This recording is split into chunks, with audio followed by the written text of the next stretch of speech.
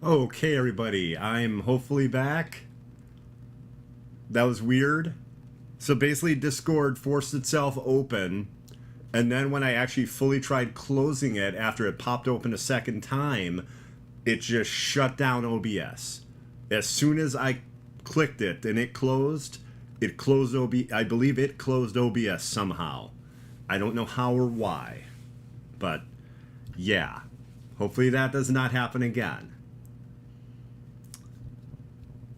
I should have known, right? Discord I usually use on my cell phone, and I'm like, I'll put it on my PC like everyone else does. Sure. Anyway, where were we? Hell?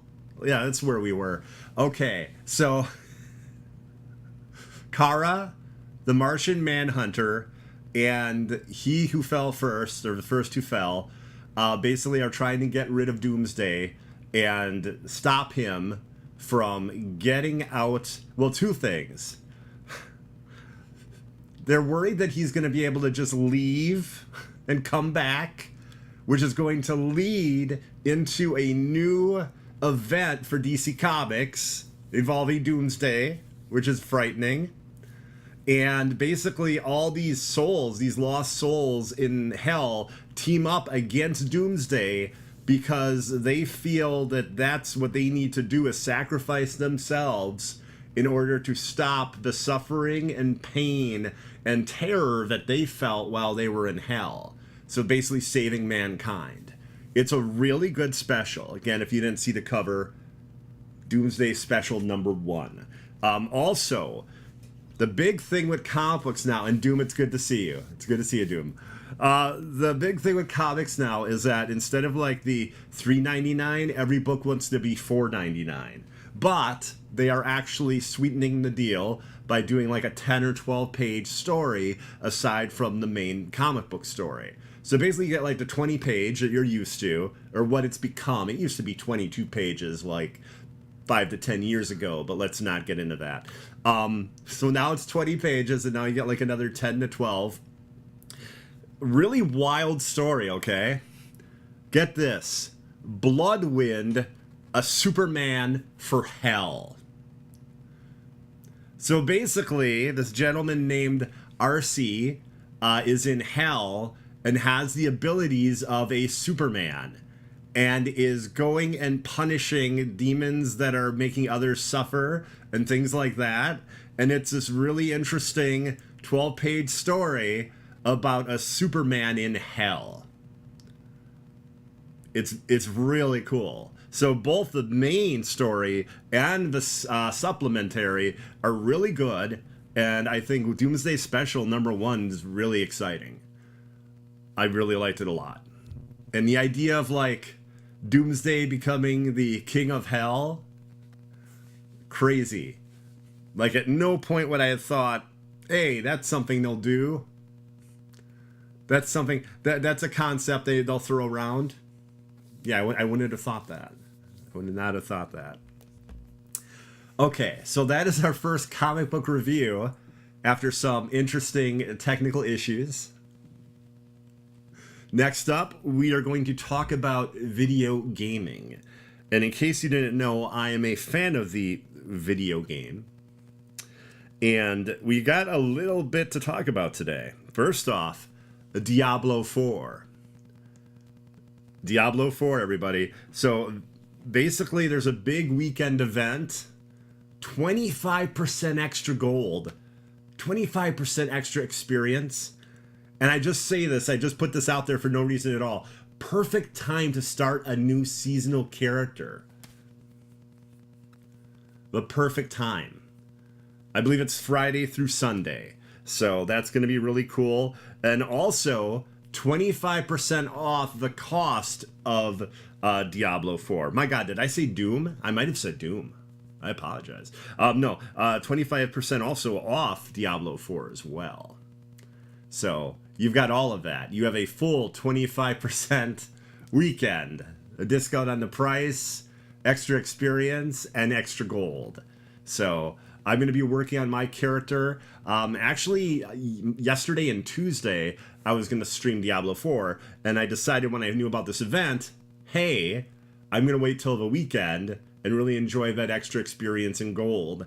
Gold becomes very important in endgame because you need to be able to re-roll items to get better stats on them, basically, or better abilities on them. Sometimes they roll with like crazy stuff, like here's an extra 3 potions. You can run 10% faster, things like that. So you need that gold. So this is cool to get an extra 25% of it. Next up, we have Wayfinder. And I've found my way to playing that game. The servers are so much improved from launch. Like, it was a rough situation, man. At launch, that game, 1.5 to 2 hours just to get in to play it because of the servers. And then there were some disconnects here and there. Now, at that point, I didn't get too badly screwed over with disconnects, but it was more like the waiting a long period of time for like the first like 3 or 4 days to actually get in and play the game. But once I played it, I enjoyed it and had a lot of fun with it.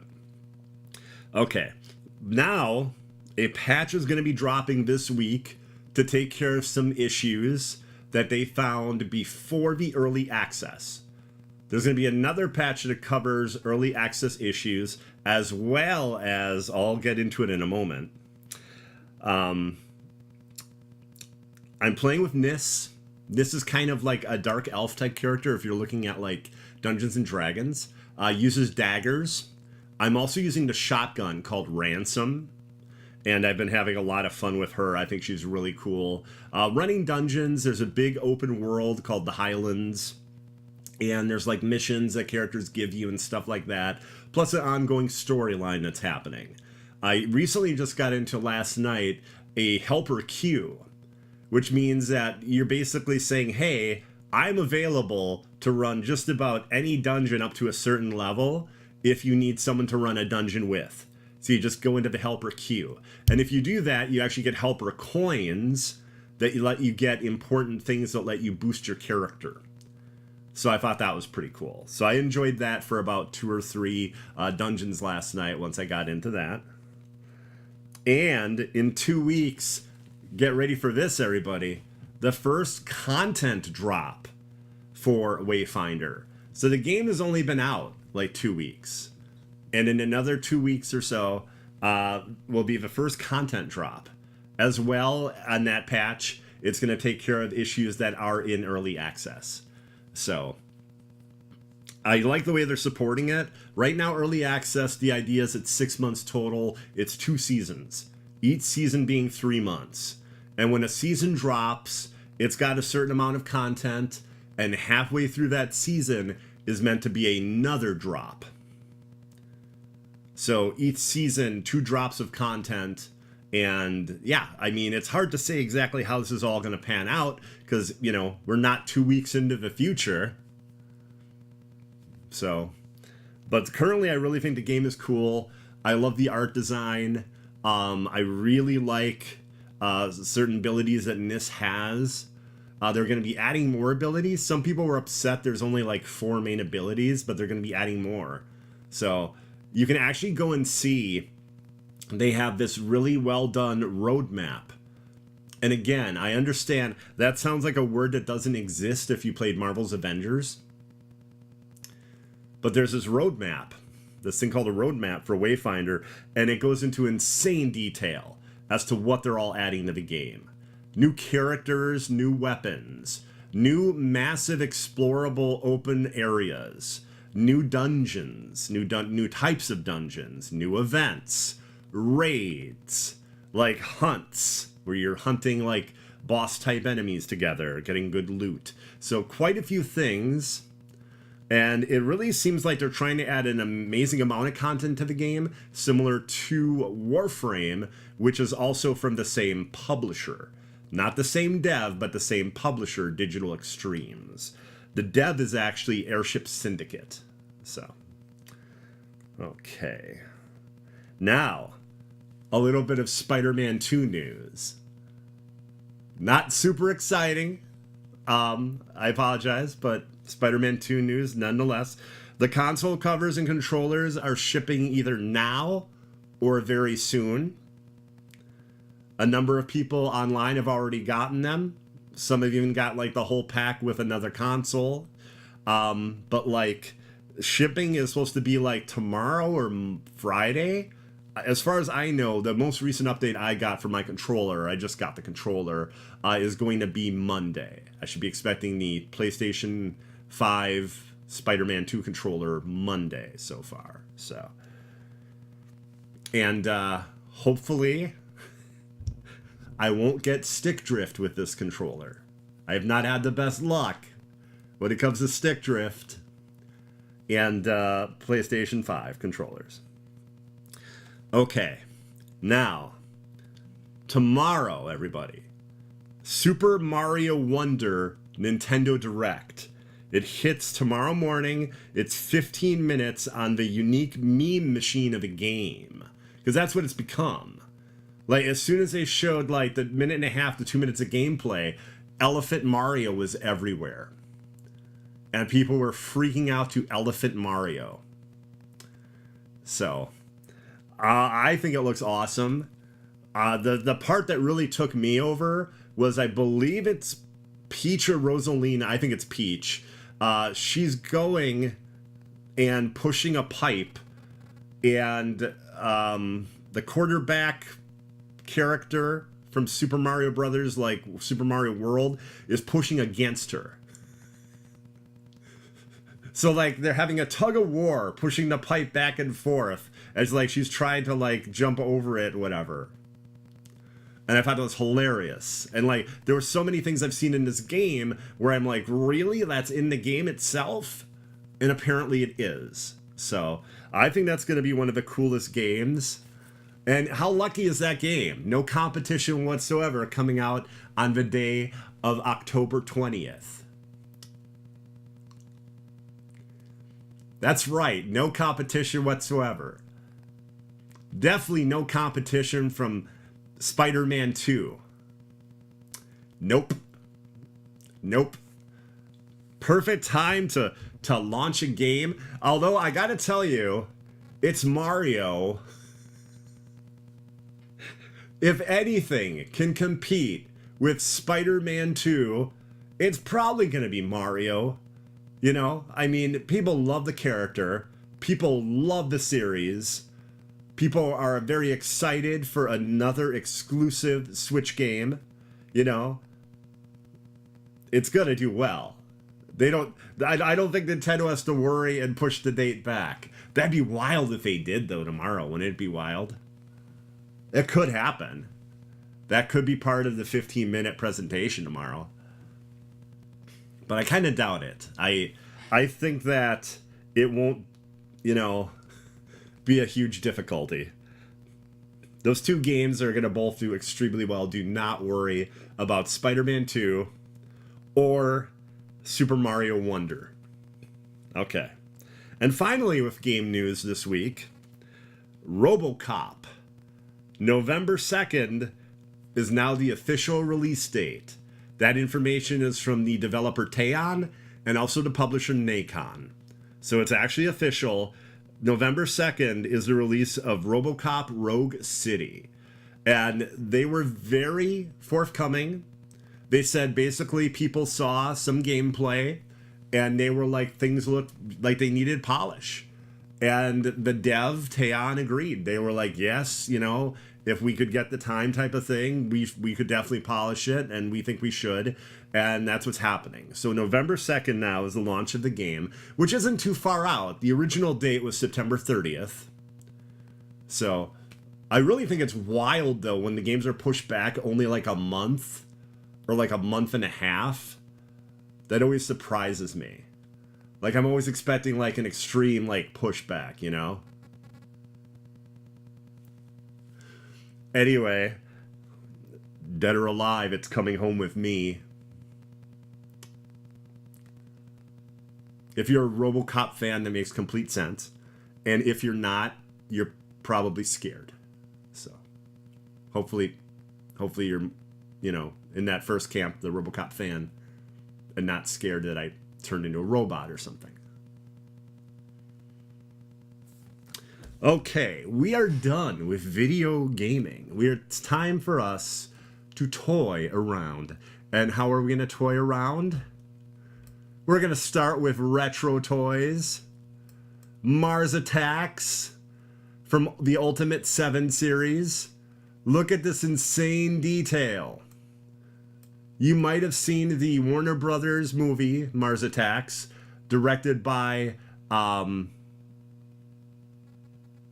oh no, I'm not forgetting his name. That's not happening. Tim Burton. Thank God. Thank God. I almost didn't remember the name Tim Burton. Okay. Anyway, here is The Martian. I love the detail. Look at all the hands. Hands with claws. I believe the gun's a vaporizer. The dome, the detail on the brain and the eyes, I think it looks so good. A little pricey, but with all the detail and all the extras, I think $55 makes sense. It's really more of a collector market type of toy than it is like, you know, like something you'd find at like Target. Although I wouldn't be surprised if Target carried Ultimate 7, because it carried NECA, which also is a little bit more in between collector and a regular retail stores. So there's that one, right?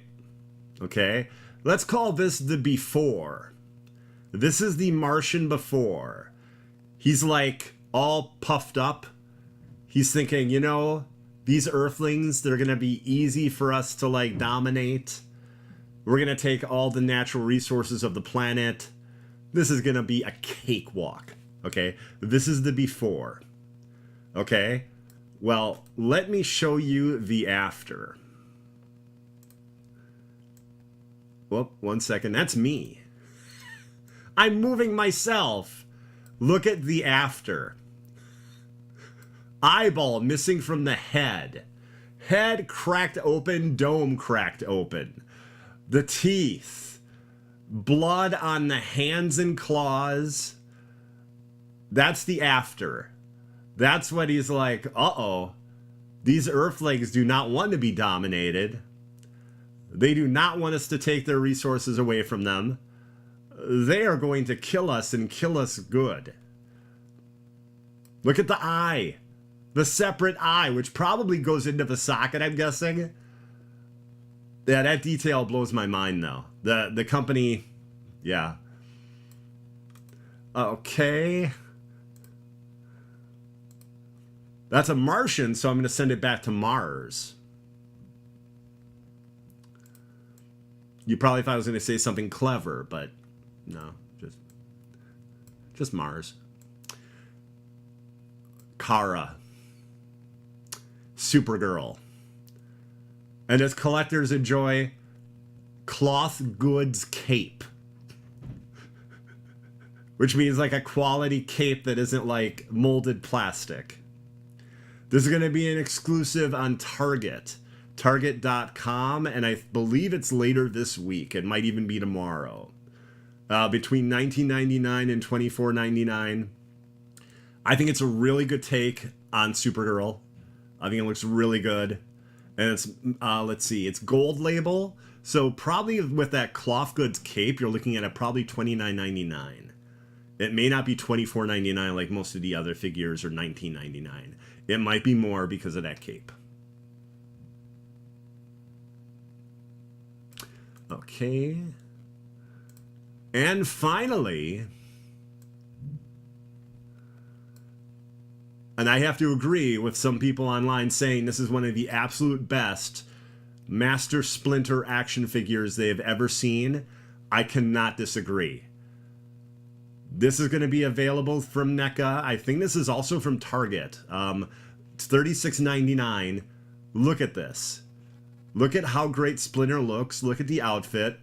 Comes with a Mouser. Comes with Krang. You get Krang. You get the version of him where he's a rat and isn't quite like human form. You get the 4 baby turtles and the mutagen. The ooze. I think it looks fantastic. I think the detail, the extras, not even just the detail, but the fact that you get the 4 baby turtles and the ooze, that's just fantastic. And I definitely needed to show that. Now, this was difficult this week because there was, as I like to say, an embarrassment of riches. There were so many crazy toys I could have shown you. There's the Infinity Saga that was just announced from Hasbro. And I believe the first set is 8 figures, all from the different Infinity Saga of the Marvel MCU films, including War Machine, 2 or 3 Iron Man figures, Spider-Man from Civil War, let's see, Black Widow, and like 3 or 4 of the figures in this first set. So there's that. Then, for the TV series Ahsoka, they had a number, like 4 or 5 figures, including Ezra Bridger, as 6-inch figures from the show. So, like, there were a lot of toys and a lot of pictures. So, paring it down, I was like, what am I going to show? And I was like, there has to be Mars Attacks. Mars Attacks just doesn't get a lot of love. And then I saw Splinter. And I was like, it's got to be Splinter. And then I saw the Supergirl. I was like, it's got to be that too. So, usually I try to decide on, like, about roughly 4 different toys. Okay, let me send Master Splinter back to the sewer. And with that, we are done toying around today. Our toying around is over. Next up, we are going to look into the future of comic books. The future all the way to 1 week from today.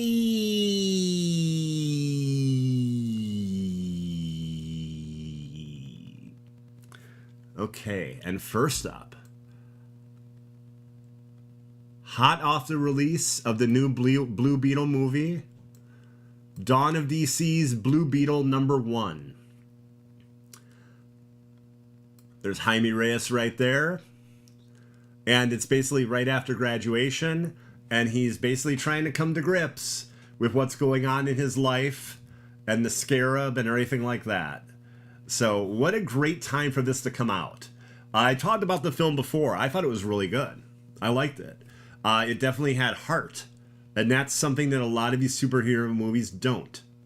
Also, they made the amazing, brilliant decision to not make this movie 3 hours. It's just over 2 hours. And that works really well with the pacing. Sometimes more is not better. Sometimes more is like indulgent.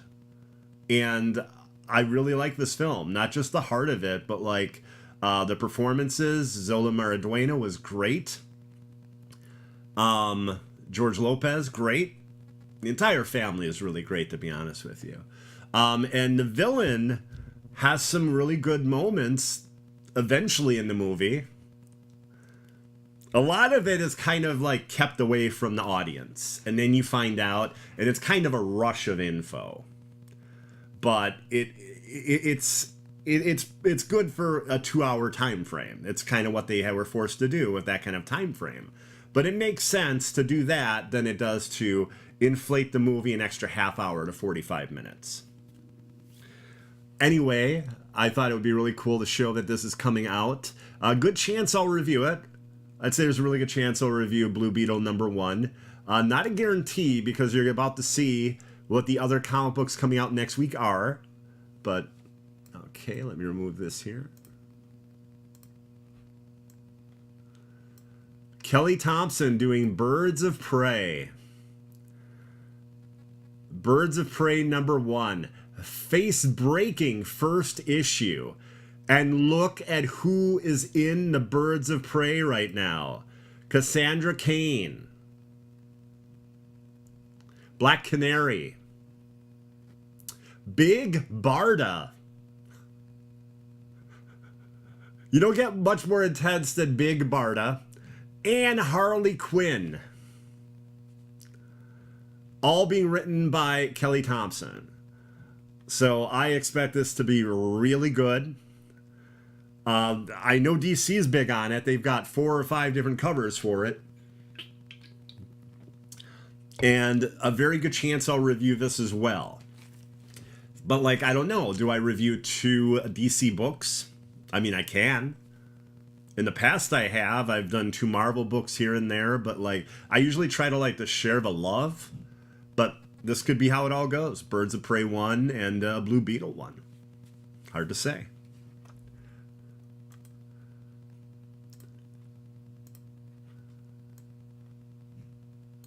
Well, who's getting married? Is it the White Queen? Is it Emma Frost? And who is she marrying?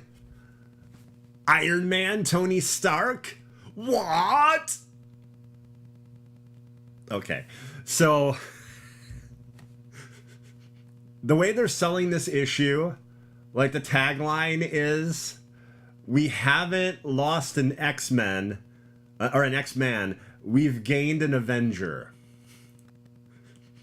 Finally, the wedding is about to take place between Tony Stark and Emma Frost, and it's X-Men, so I don't expect it to go great. I expect some, you know, terrible things, crazy things to happen. It should be exciting. It should be a really good issue of X-Men. X-Men 26, the marriage of Emma Frost and Tony.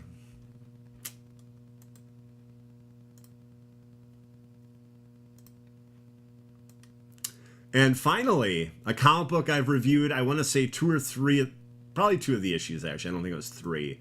Night Club.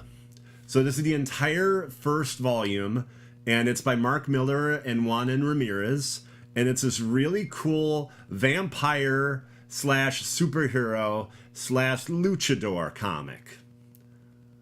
So, like, they're fans of luchadors, they want to be superheroes, and they're using vampiric powers to do so. And the man who turned them is basically trying to fight much more evil, more monstrous vampires. And not only did I really like it, it's also the fact that this trade is only going to be like $16.99, which is really affordable. The average trade is about $20 to $25 now, even soft cover. So I definitely wanted to show this. And also, I don't know how much love Nightclub got. It was in a weird place because each issue was only, I think, like $2.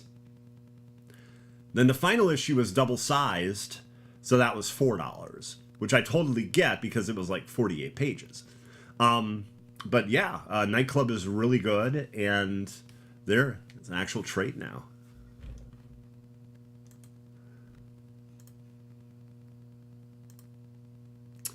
Okay, everybody. That brings us to our next and final review of the evening, Ms. Marvel, The New Mutant, #1. Now, everybody completely lost it and freaked out and got angry at Zeb Wells and angry at Marvel Comics and just kind of lost composure and everything. And this happened when Ms. Marvel basically dies as a hero, saving Mary Jane Watson's life in Amazing Spider-Man. And as soon as I heard about it, I said to myself, well, two things. It's a comic book. Comic books are very much kind of like soap operas. Characters die and come back all the time. Okay? And then I thought to myself, what a great way to align her power set and everything that's in the new movie, The Marvels, than to bring her back like that. Well, she was brought back, and it's now revealed that she is a mutant. That was the way they were able to bring her back, through Krakoa. And right now, the X-Men have tasked her with checking out the university campus where she's going and finding out what is going on there. Because Orchis, the really frightening organization that is trying to obliterate mutants, runs this campus. So they find out that there's like a lab underneath it. And at one point, Kamala actually ends up fighting Chitauri. And that's kind of like a callback to like her first appearance. And this Chitauri, though, is freaked out and scared. And she finds out that Orchis has been experimenting on him. And he actually says, like, I've been tortured and all this. And he just wants to be like, you know, just let him go, let him even die if it happens. Well, she's like, no, I'm going to take care of you. I know people that can help you. Because, you know, she's Miss Marvel and she realizes this Chitauri is in pain and suffering. Well, unfortunately, they rig the Chitauri to explode if he got loose from the testing center. So Miss Marvel has to go and use her stretchy powers and completely encapsulate a group of people in order to save them from this explosion. But they take it that she tried to smother them. And there's this big anti-mutant sentiment, especially on this campus. So she has to shrink down to super small size and get away. And yeah, there's some really great moments too. There's great moments with her family. She ends up telling Bruno that she's a mutant. And as most things, Kamala likes to talk to people like about things like this as she's having a meal or a snack. So they're talking and like, so you died. And she's like, yep. And you're a mutant now? Yep, she says. And they go back and forth, panel to panel. And at the end, Bruno gives her like a friendship hug, like it's going to be okay. And it was really cool. Another really neat thing about this book is that Iman Vellani is one of the co-writers. So it's Iman Vellani and, give me 1 second. I don't remember the other name. Sabir Pirzada, and Sabir Pirzada is actually one of the writers of the MCU series that was on Disney+. So really cool, really neat take, and the idea that she's like kind of undercover trying to look into Orchis and what's really going on here. Also, really clever plot point. Orchis cannot detect her because her mutant ability has not shown itself yet. So that's cool. Because like I was thinking to myself, well, wait a minute, how would Orchis not know? Orchis knows where the mutants are. They know who is a mutant and everything like that. So I was like, okay, that's really good. Now, the only issue I have with this issue is there's this bizarre dream sequence, and it's not bad, but it goes on for like, I want to say 6 to 8 pages. And maybe that'll be paid off like in future issues and everything. But otherwise, it's this weird and kind of jarring way to start the book. You know, like I could totally see it being 2 or 3 pages. She's all worried, you know, and like, how's this all going to turn out? And in this dream version, it's kind of funny because like all the X-Men are fangirling over Ms. Marvel. But it's like 6 to 8 pages. And at one point I was like, wait, is this going to be the entirety of this issue? It wasn't. But that's the only issue I have with this issue again. It's very good. It's a very good intro. I absolutely love this cover. I was very happy to get this cover.